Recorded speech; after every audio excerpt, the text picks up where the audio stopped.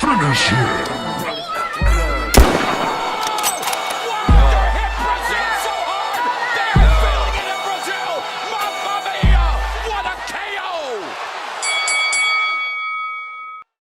Welcome to Hitman Boxing. Post-fight thoughts on the Gervonta Davis versus Yuriorkis Gamboa fight.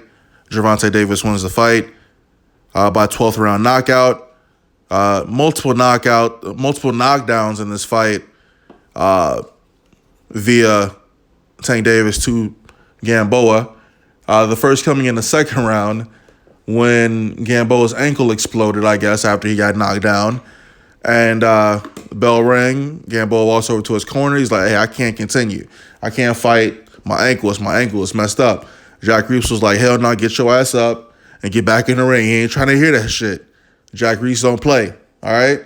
So basically for the remainder of the fight, Gamboa's fighting with a bum leg, landing some pretty good shots on Tank, which is the embarrassing part. Many spots in this fight, Tank looked exhausted. He looked winded, looking for one shot all night. Somehow, someway, Gamboa did not go down like he normally does when he gets hit in his face. But we look at Tank as a very hard puncher, and dude just wouldn't. I mean, he was getting knocked down, but he wasn't. He was getting back up. So I guess you got to give him credit for that.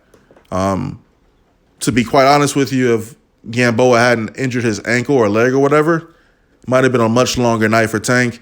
But had Tank been more focused for this fight, he probably would have been able to get Gamboa out there a lot sooner. Now, we saw in his training camp that he struggled to make weight, so I'm assuming that he spent the majority of his training camp trying to make weight for this fight, which was a bad idea. So, I mean, you know, this should be a wake-up call for him. He needs to focus in his next training camp.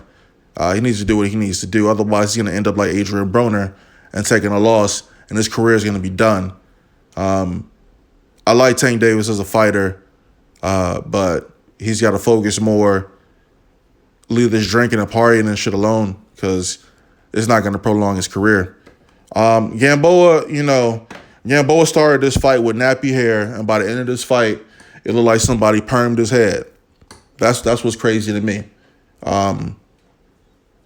What did Tank say at the end of the fight? He said he was locked and loaded.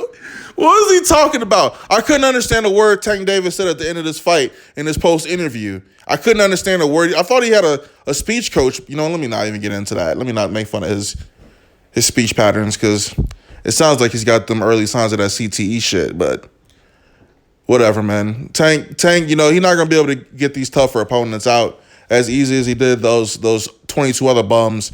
And, you know, Gamboa's a bum, but, man, he was fighting like a super bum tonight. He was a B-plus level bumboa. Yo, Jack Reese, man, I hate Jack Reese. He be bossing up on these fighters.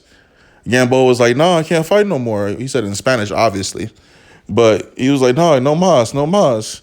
Jack Reese was like, hell no, get your ass back in that ring and fight, boy. Tank went, hey, what version of the WBA belt did Tank win tonight? Didn't know Gamboa had a belt. That must be the interim WBA belt, because I could have sworn somebody else had that belt. But, hey, man, it's like 40 belts in boxing anyway, so it don't even matter.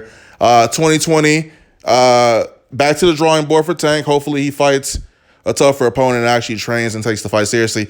Let me know what you guys thought of the fight. Thought it was a decent little fight for a Saturday night, but boring in spots because I don't expect to see a Tank fight go 12 rounds. Hitman Boxing, drop a comment, like the video, subscribe, and I'm out.